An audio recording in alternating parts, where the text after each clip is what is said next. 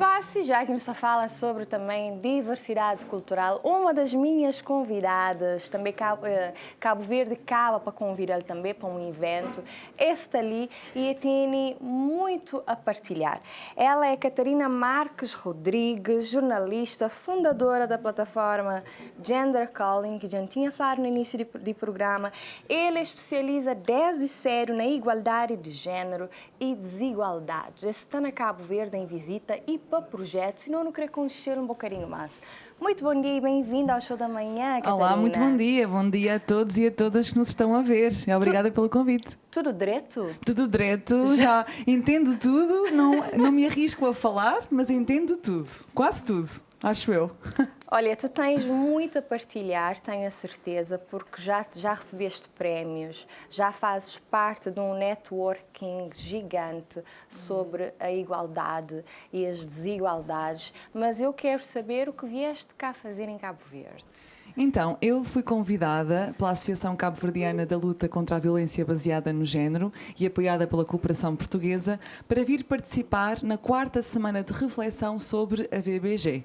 Cabo Verde aprovou esta lei que quer proteger as vítimas de violência e decidiram fazer uma semana, que já é a 4ª semana, em que se reflete sobre a igualdade de género, sobre o que é preciso fazer para apoiar mais, sobretudo, as mulheres, sobre como é que podemos educar melhor as crianças para que a violência não exista, sobre incluir o governo, as instituições. E então convidaram-me, enquanto especialista em igualdade de género e enquanto jornalista, para vir falar sobre a importância desta igualdade de género, de dar visibilidade às mulheres, para fazer um workshop de comunicação inclusiva e também para estar com os e com as jornalistas daqui de Cabo Verde e para falar com eles e com elas sobre como é que se fala sobre violência doméstica, o tipo de notícias que se deve fazer e que não se deve fazer. Na verdade, é como tratar estes temas, porque às vezes nós falamos sobre estes temas e acabamos por falar de uma forma errada que acaba por fazer com que as mulheres se sintam ainda mais culpadas, com que as histórias não sejam bem contadas. Então é preciso ter muito cuidado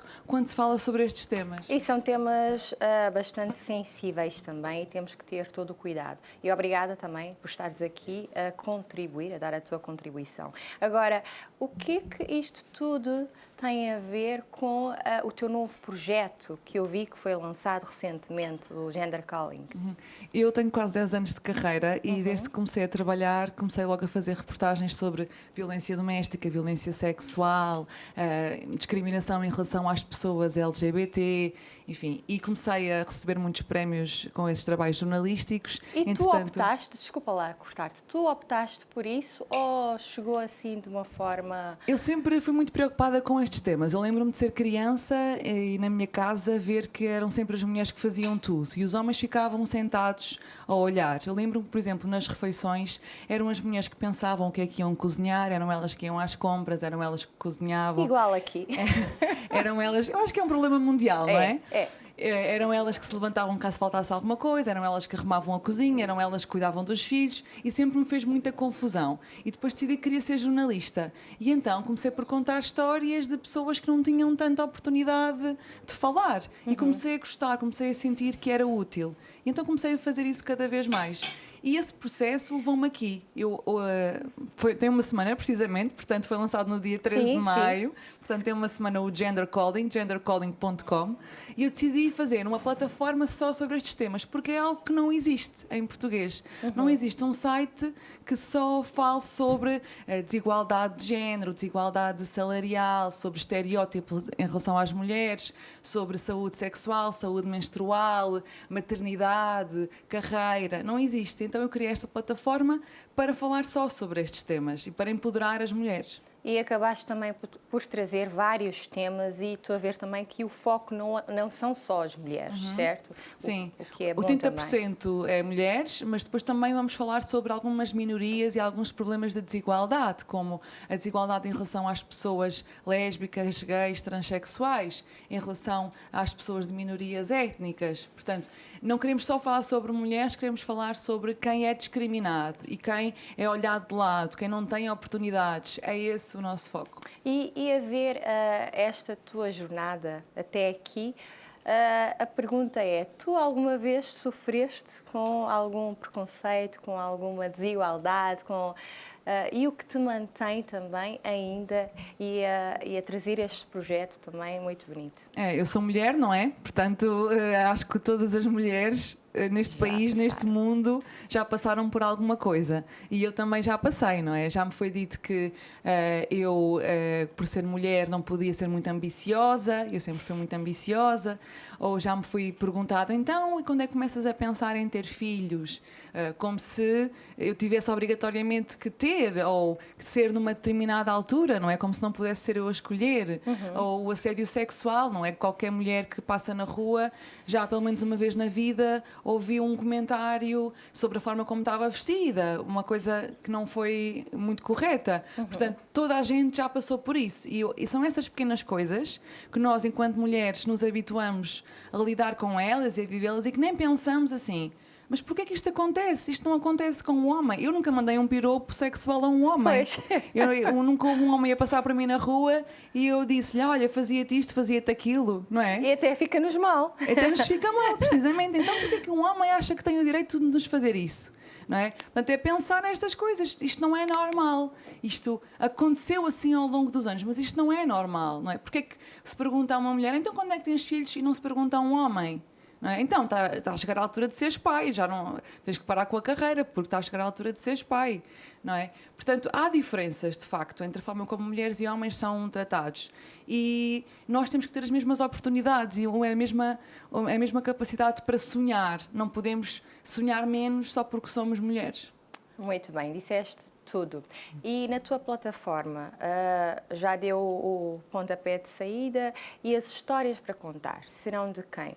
São histórias de mulheres, umas mais conhecidas, portanto, entrevistas, e também de outras menos conhecidas. Nós agora, no site, que tem uma semana, ainda é um bebé muito pequeno, temos uma entrevista a uma rapper portuguesa muito conhecida, que é a Capicua, em que ela fala sobre os desafios que ela teve com a maternidade, sobre o facto de ser uma mulher rapper e da diferença que há em relação aos homens rappers.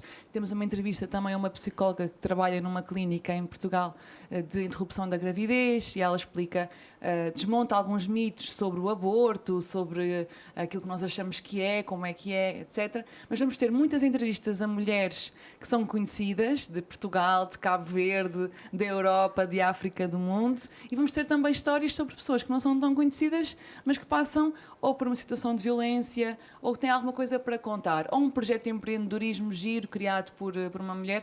Eu tenho estado aqui em Cabo Verde esta semana toda e já tive imensas ideias de mulheres que são elas que estão à frente das famílias, na verdade. Apesar de haver uma desigualdade, são as mulheres que estão a ir à procura do sustento, são as mulheres que estão a criar projetos de empreendedorismo, elas estão nos mercados, elas estão a cuidar dos filhos, elas estão a desdobrar-se em 1000 coisas e estão à frente. Isso são histórias que têm que ser contadas para que as pessoas no mundo saibam que isso acontece. E a minha vida toda eu assisti isso, está bem? Pois. Há 34 anos a assistir isto. E com Cabo Verde, vais ter, já tens em vista alguma destas mulheres? Já. E já estás a preparar? Já estou a preparar. Por exemplo, na conferência que nós fizemos sobre igualdade de género, estava lá uma senhora que eu depois perguntei quem é que é aquela senhora?